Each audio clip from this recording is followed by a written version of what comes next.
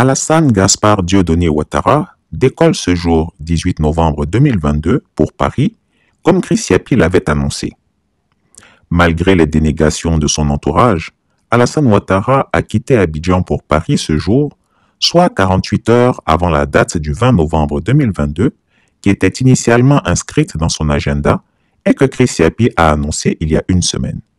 Chris Yapi est formel. Gaspard Dieudonné Ouattara, alias le Chameau, doit s'envoler pour Paris, sauf changement de dernière minute. Il est souvent arrivé que l'octogénaire change son itinéraire juste pour brouiller les pistes.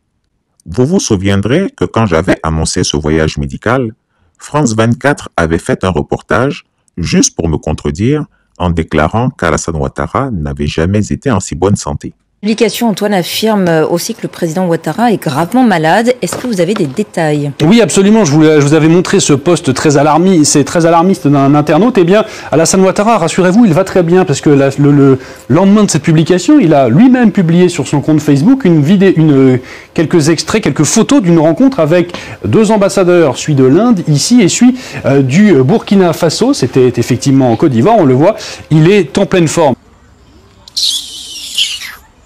Voilà que les faits me donnent raison. L'avion d'Alassane Ouattara a décollé et était dans le ciel à l'heure où j'écrivais ces lignes.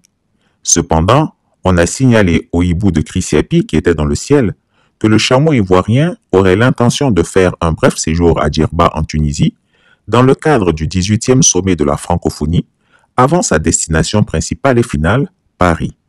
Que d'acrobatie! Il est finalement arrivé en Tunisie pour faire une apparition au sommet de la francophonie, avant donc de se rendre à Paris pour un contrôle médical.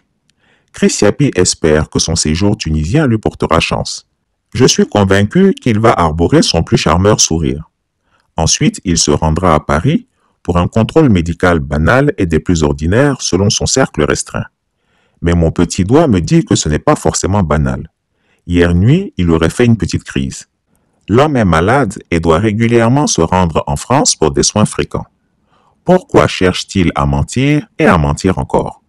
Chez nous en Côte d'Ivoire, un adage dit « La grossesse d'une femme, ça ne pousse pas par derrière ».